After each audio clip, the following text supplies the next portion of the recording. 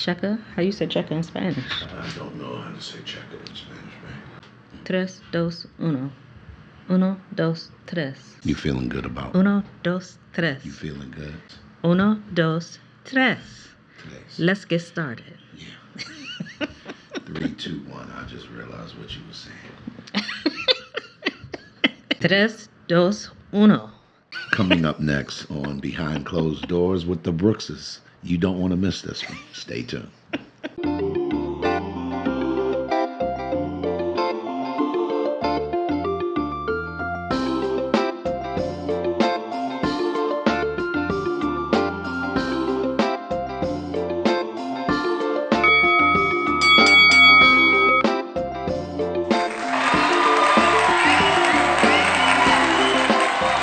Welcome back, guys. Welcome back. I'm excited to be back with you for another edition of Behind Closed Doors. Sitting next to, I'm Glenn P. Brooks Jr., by the way, if you don't know us. I'm an author, I'm a speaker, I'm a coach. And sitting next to me is Cherie A. Brooks Jr., author, speaker, and relationship coach. And we have an exciting topic to talk about today. So today is really going to be an important topic for anyone who's considering moving abroad, especially those thinking about leaving the U.S. after the recent election. Yeah, one of the things, y'all, we are getting numerous texts, DMs, people who know us personally, phone calls. And for those that don't know, Cherie and I run a relationship academy. We're coaches, and it's the conversation there. We are just continuing to run into people who are questioning, how do I do this? I'm now really ready to make a decision to do some things. And what we want to do is bring some balance to that conversation, Cherie, and really help people to understand you need to really think this through. Come on, babe. Yeah, I know a lot of you are thinking it's time for a change, and we just want to bring some things to your attention that you really need to consider before you just pack your bags, buy a one-way ticket, and just go. Now, this is whether you're thinking about coming to Panama or anywhere abroad. There are some essential things that you really need to consider. And so we just want to caution you guys, just slow down for a minute. I know emotions are high. I know people are feeling some type of way, which we hate to say. But, and it's valid. I'm not saying that what you're feeling is not valid, but we just want you to be prepared. We don't want people just jumping ship and not having done the research that they need before they make a decision that could turn out being a permanent decision, a long-term decision. And so we wanted to go over a couple things that we really think you need to consider and think about and do your research about before you make a move. So let me just say this. When we talk about doing your own research, I think a lot of people, that's a relative term to many folks. For Cherie and I, there was a 2.5-year window of researching what it would look like to move abroad prior to us pulling a trigger that looked like we made that adjustment in only 5 months. And so I want to bring some context to it. Many of you guys, you know that we moved to Panama back in June of 2023. We came here for the very first time to visit in January 2023. However, that was on the cusp or on the back end of a 2.5-year researching journey online, getting in Facebook communities, meeting people face to face through Zoom calls and actually talking and having conversations, hiring a broker, a real estate broker. We actually had a real estate broker prior to us moving so that when we came here in January 2023, it wasn't just a vacation. It was a discovery journey that we embarked on to kind of put our eyes on places that we had actually researched. So when she says do your research, I need y'all to do that with credible people that you're having a physical conversation with who probably currently live in the country. Would that be right, babe? Yeah, and I think that's essential. And I think that when you're doing your research, there are tons of Facebook groups out here for most countries where you can find expats in different countries. I strongly recommend that you connect to those groups, but try to find a person that you can connect with that actually lives in country, to get on a call, to do a Zoom, whatever, so that you can ask questions real time about what the climate is in that particular country. country? What, are some cultural things you really need to understand what it's really like. Don't go by just all the YouTube videos or the beautiful pictures and things like that. You really need to talk to somebody, talk to an immigration attorney. And we're going to get into some of that today as we talk. But you really want to do your due diligence before you look to sell everything and relocate and go somewhere, no matter where it is in the world, whether it's, like I said, whether it's Panama, whether you're looking to go to Thailand, whether you're looking to go anywhere. Make sure you do your research first before you do that. So the first talking point that we want to talk about today is visa and residency options. Every country has different requirements, and it's crucial that you know which visas you qualify for before you make this jump. Now, depending on your income, depending on what your status is, whether you're looking to come as a retired person, whether you're looking to come to another country and work, whatever your situation is, there usually is a visa that may meet that need. But you have to understand that most visas have stipulations along with them. There's minimum income requirements, and there's limits on working in many countries. So there are certain, like here in Panama, there are a number of professions that are restricted for foreigners to work in. They are protected professions, and so you can't just come here, for instance, as a doctor and get a job here in Panama. That is a protected profession here. And so those are things you need to research, you need to fully understand. And so my first advice would be to check out the immigration department in whatever country you're looking at and review every type of visa that they have to see if you actually even qualify. And one thing I know a lot of people say, well, I'm going to just go, we're going to go on a visitor's visa. And yes, I recommend you do go visit first. Go boots on the ground first before you move. But a lot of people think they can come on a visitor's visa and, oh, I'll just stay. The problem with that is that if you don't know the timelines, the requirements, you get in a lot of trouble. And that could mean by you overstaying the time on your visa, it could lead to fines. It could lead to deportation. It could even lead to a travel ban where then your passport has been flagged and you're not going nowhere. And so there are things you have to really consider. You can't just, this is not a just, I'ma just go type thing when you're talking about relocating. Now, like I said, you want to go visit, go as a tourist, go visit, get a lay of the land. You want to do that. I strongly recommend you do that before you relocate anywhere. But when it comes to you actually relocating, you need to actually do your research on the different types of visas that are available and residency options. So yeah, just quick, and again, we have been living in Panama for the last 18 months, and so a lot of what we're talking about are things that we've seen. It's people we've talked to who live here, and stories that we've run into where you get people who make a permanent decision based on faulty information. I know people who have moved to one country. Expecting fully to retire there, maybe it's in South America, and the government begins to act a little squirrely. Things begin to change.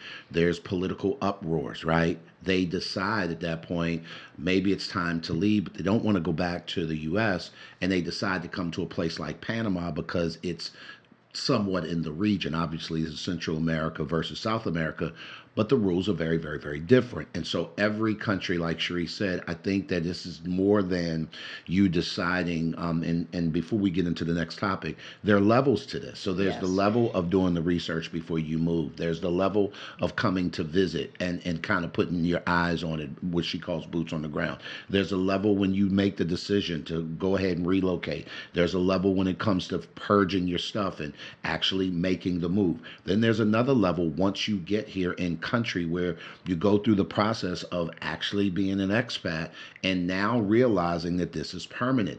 And then there are levels where you have to settle into your new life, and that's where the sticky part comes in, because now all of a sudden this is really, really real. So I want you guys to really slow down and do your due diligence, because what you don't want is to get to a place and you've uprooted everything and now you are faced with no choices, no options, but you're really not in excited about where you are and what you're doing. Right. And another thing to consider when you're thinking about residency, when you're talking about relocating and visas, you need to gain an understanding of the political climate in this new country. Every country around the world is not a democracy. So you need to understand, how does their government work? Is it what type of republic do they have there? How does their government operate? You need to gain that understanding, because you don't want to jump out of the frying pan into the fire. So you need to understand where it is that you're going. What is the political climate in the country that you're looking at going to? And that's something that oftentimes people don't take the time to research.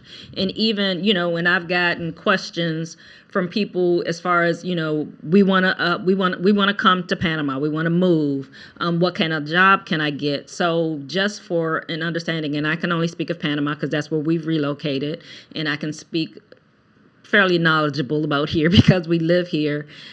The average income of a Panamanian is about $600 to $800 a month. So if you're looking to leave your job in the U.S. and you don't have a retirement, you're not of retirement age, you don't have a pension, and you're looking to move to Panama, can you sustain the quality of living that you're accustomed to on $600 or $800 a month? Now, you can live here making $600 or $800 a month. Panamanians do it all day long. But is it the quality or the standard of living that you're accustomed to in the U.S.?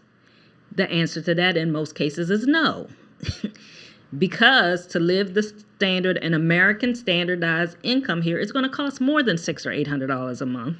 If you want to have the same luxuries that you had in the States, if you want to live in a very modern house or condo, it's going to be more expensive. And so those are things to consider. And also, like I stated before, a lot of professions are protected here. And so you can't just come here and get a job as a non-Panamanian citizen.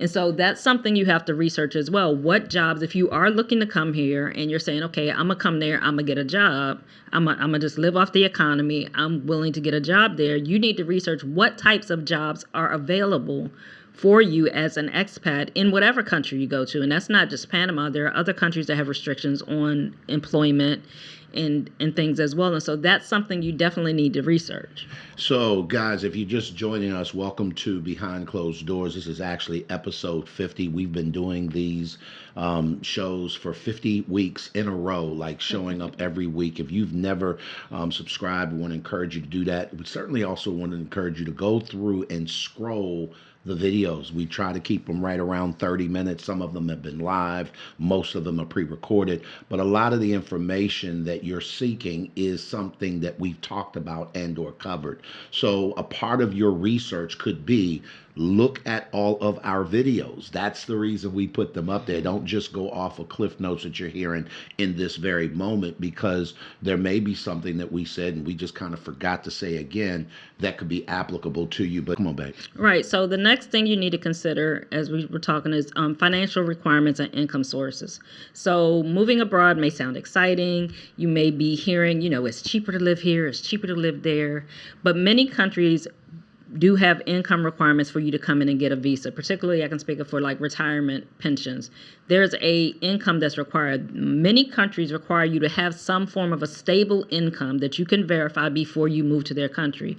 There are even countries that require you to have health insurance before you move to that country, because they don't want you coming to the country and then milking off of their system, to be honest. So they want to make sure that you are stable, that you're viable, that you can come there and sustain yourself before coming to the country. They welcome you to come, but they want to make sure that you're in a position that you're not now going to become a drain on their economy, on their system.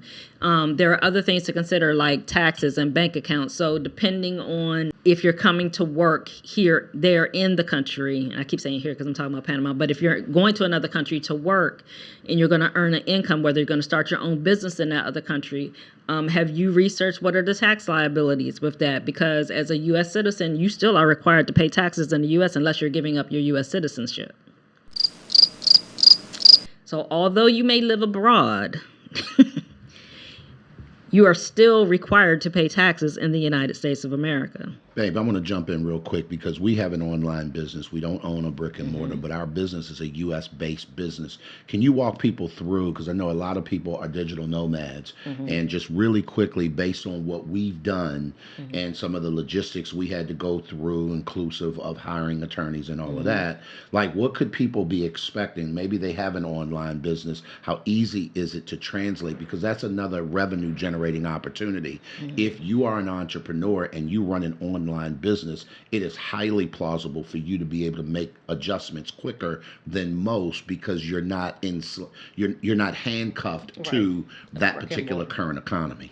Right. So for individuals that are earning an income from the United States, whether it's virtual income, whether you have your own business in the States and you're going to move abroad, um, as far as the United States is concerned, you still have to pay taxes on your business. You still have to file your taxes just like you do any other way, whether you in a country or not in country. The thing you have to consider is certain other countries that you go to tax your U.S. income. Now, Panama, luckily, does not tax your U.S. income.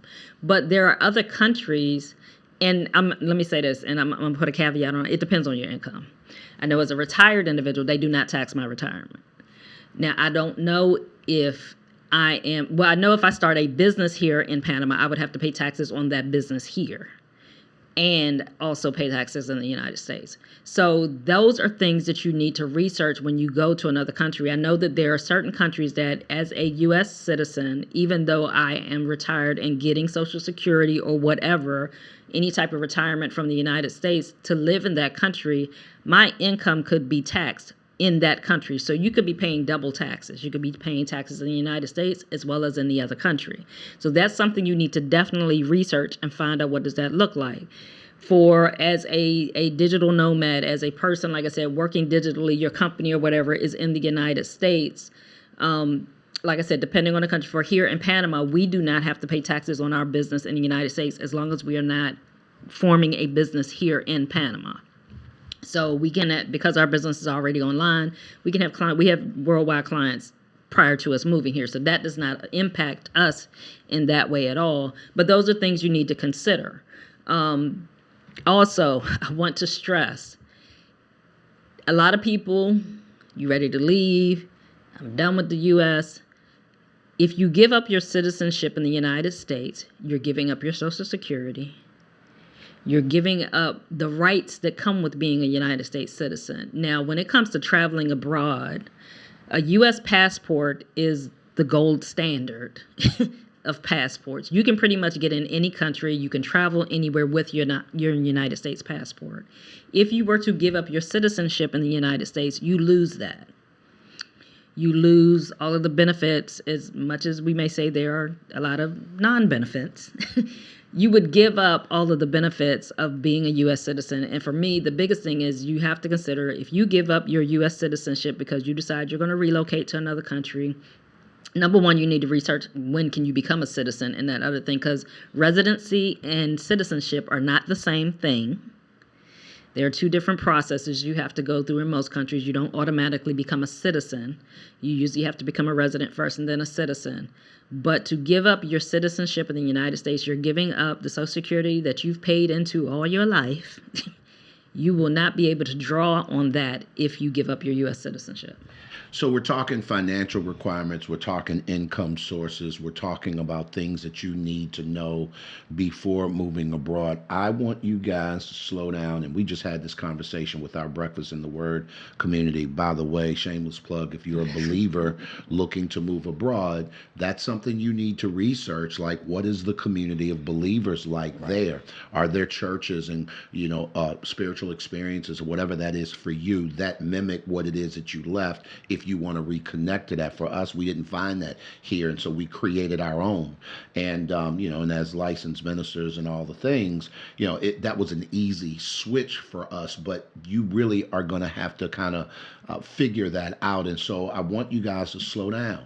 And we just had this conversation, and there were people who are a part of that community who are looking to move abroad, and they are connecting to this community prior to doing so, particularly in this case here in Panama. Here was the thing that really blew me away, babe, is that when after these recent elections, there were people who were ready to pull triggers out of emotion Yes. that they had not really thought through.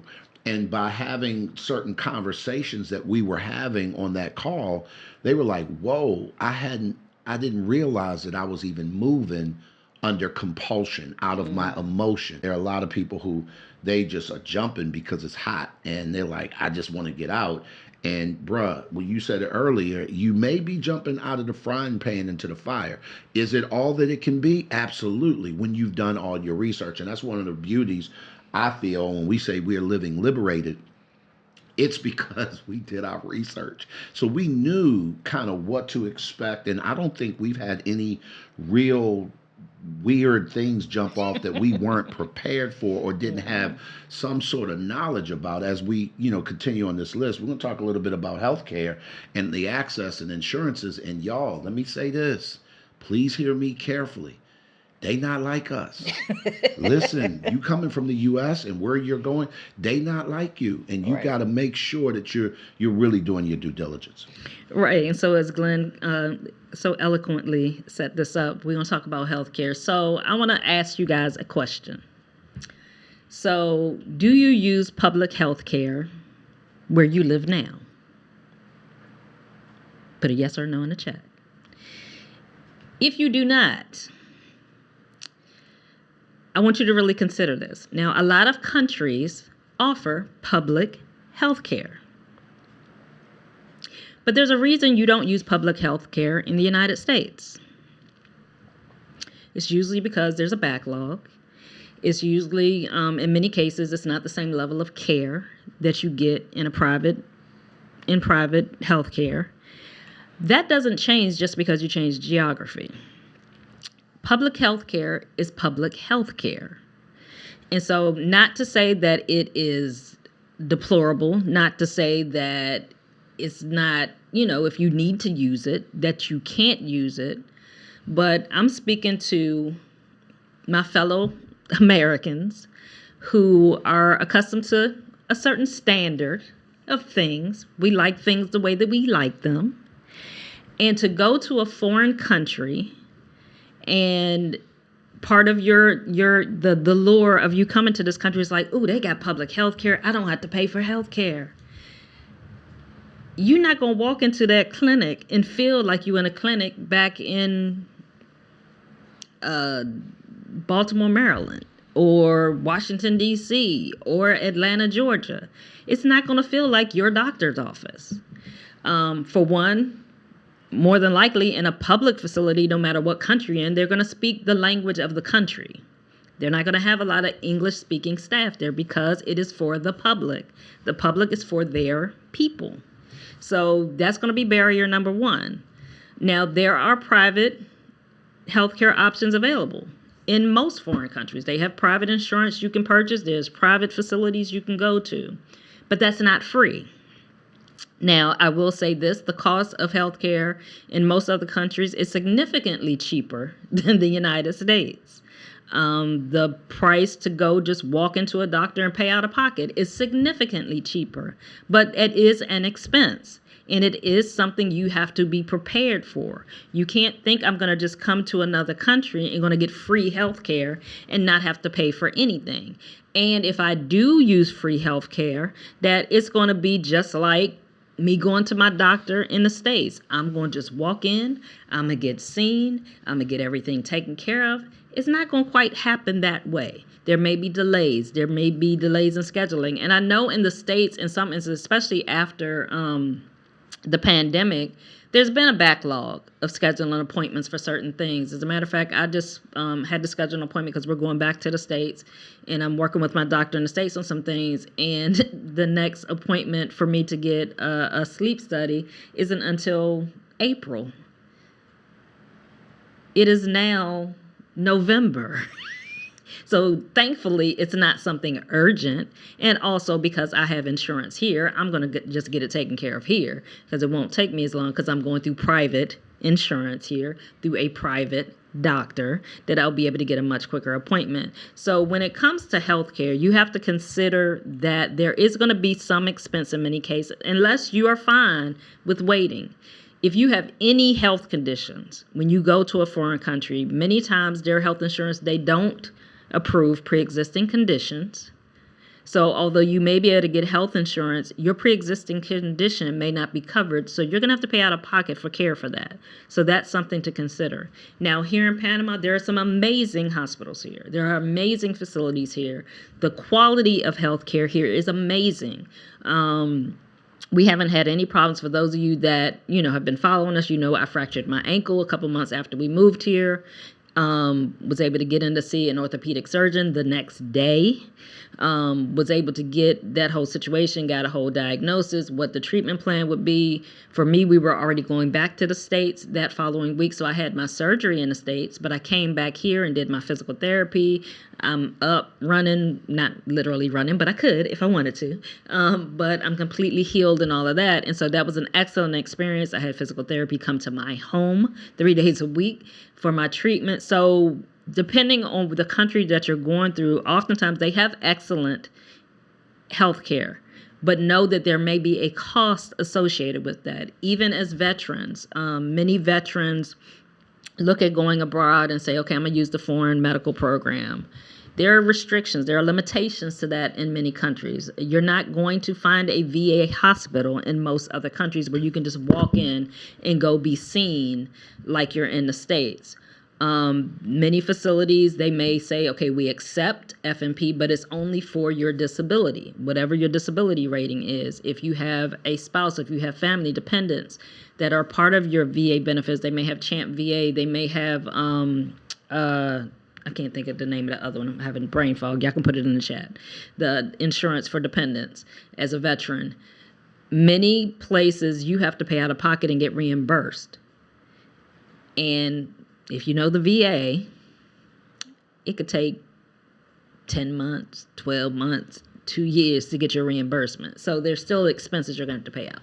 Babe, and I want you to speak to this, and y'all, just so that you know, if Cherie is coming across passionate, it's because one, she is, and two, this is her lane. I am grateful that I'm not built this way, and I'm grateful that I have people in my space, not only my wife, but part of our team that are built this way. And I get the benefit because of the work that they've done when it comes to researching thoroughly what is and what is not. I'm a veteran, Cherie's a veteran. But the benefits that I have are different than the benefits that she has because of our veteran status and things like that. So I want you guys to really pay close attention. We're going to drop some links in the description below, places that you may want to check out, people that you may want to connect with. We are not relocation specialists. We are not experts in this area. All we know is what we know based on our 18-month lived experience as an expat.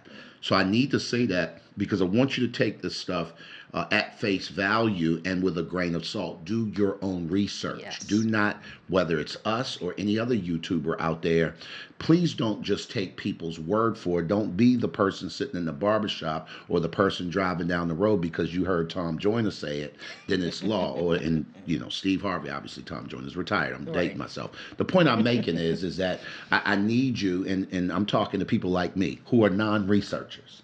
I need you to slow down. People like me, I'm talking to you. You can quickly hear an ounce of truth and run a marathon on it, not realizing that mile 10 is coming. And there's something you experience at mile 10 that you don't experience on any other mile prior to that. So listen to me. Pump your brakes. Get into a community of people. Get on a phone with somebody who's done this, been there, done that, and really do your due diligence so that when you finally make this move, it's the move that you anticipated, babe. Right, and as Glenn stated, we are not relocation specialists, but I am more than willing to get on a phone call with you guys. You can schedule a consult with me to answer your questions the best that I can. And the reason why I say that is because I strongly suggest that if you're going to move to any other country, to talk to somebody that's in country. Now, I may not have the answer to everything, but I can connect you to somebody that does. I can connect you with a person based on what your needs, your desires are, what you're looking for, that can give you the exact answers that you need for you to make a knowledgeable decision. I don't recommend people making an emotional choice moving here. And let me just backtrack real quick. We relocated here 18 months ago. We were not running from something. We moved here for my mental well-being. We had Let me say this, and I got to cut you off. We didn't make a Blaxit. right. And I'm not coming against that. No. That's your prerogative, but that's not our conversation. Right. That is not our story. And so, if you guys hear us talking from a different vein, That's it's why. because Cherie, and I'm gonna let you pick up, babe. But I just needed to say that out loud because I think that there are so many people who are fed up, pissed off, angry. As well, you should be. I'm pissed off and I'm angry for you. Right. But this is not one of them things where you just make an emotional decision because somebody done pissed you off. You had better think through this because you will find yourself in a jam and you don't speak the language. Right. And that actually segues into the next thing. We want to talk about cultural differences. But as I was saying, we moved here because of my mental well-being. I had been struggling with mental health issues for years, depression and anxiety. The pandemic didn't help that. It just got worse and worse. And I needed a change of location. If you think back in the days, people would move to Denver because for cleaner air because they had asthma issues. That mine was similar to that.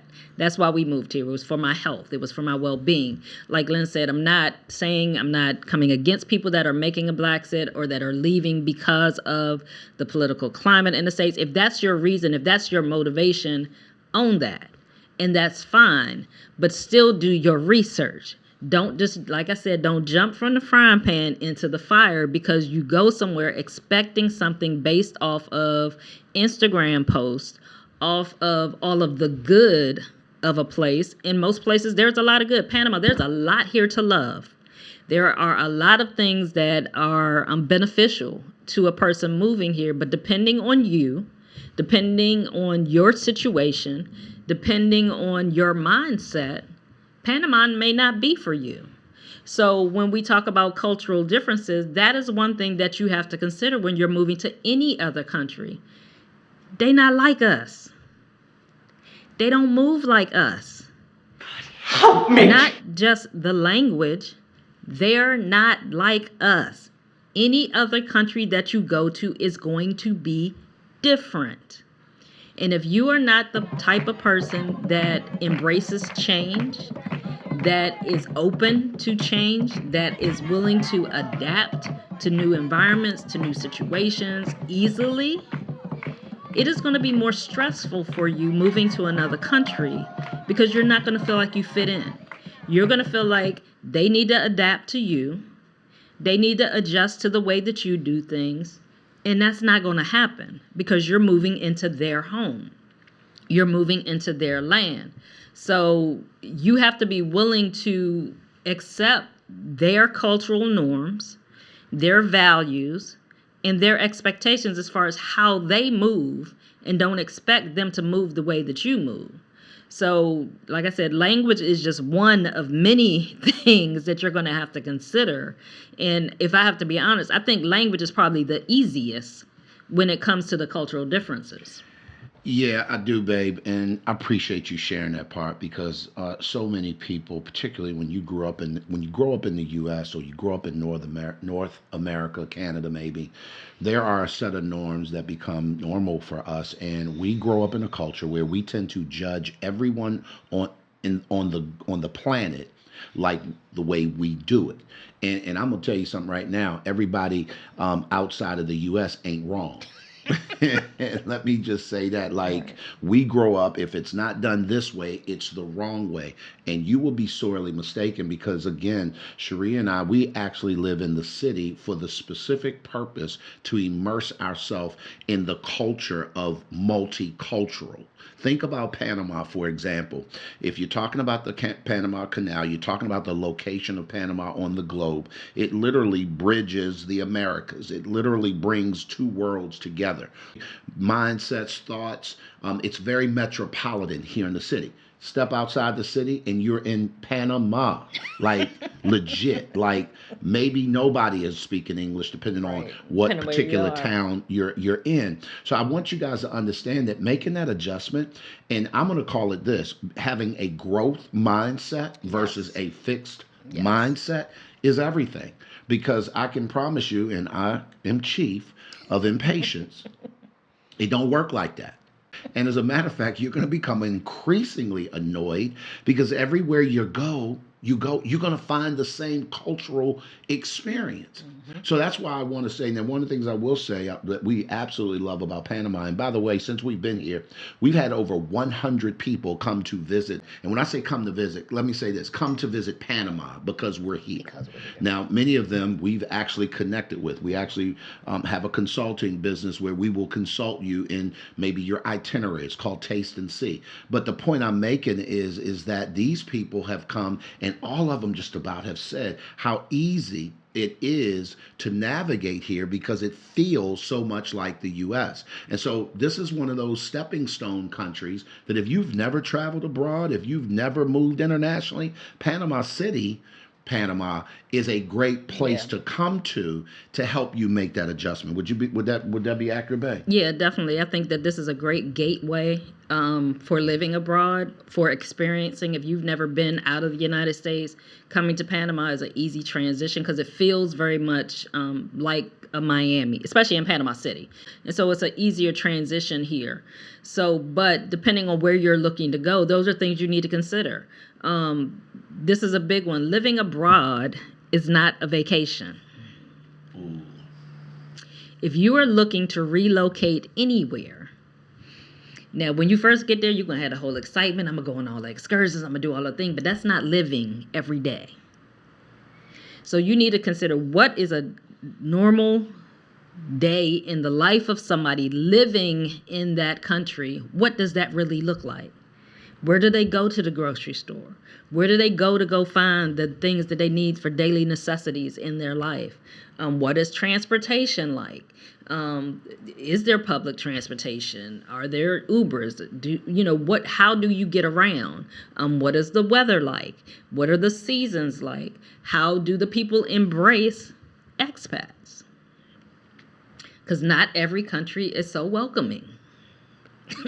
You can get a visa to go there, but are you going to feel very isolated there? And so there are a lot of things you need to consider when you're looking at moving abroad. And like I said, I know emotions are high right now. I know people are like, I just want to get out. I just want to go.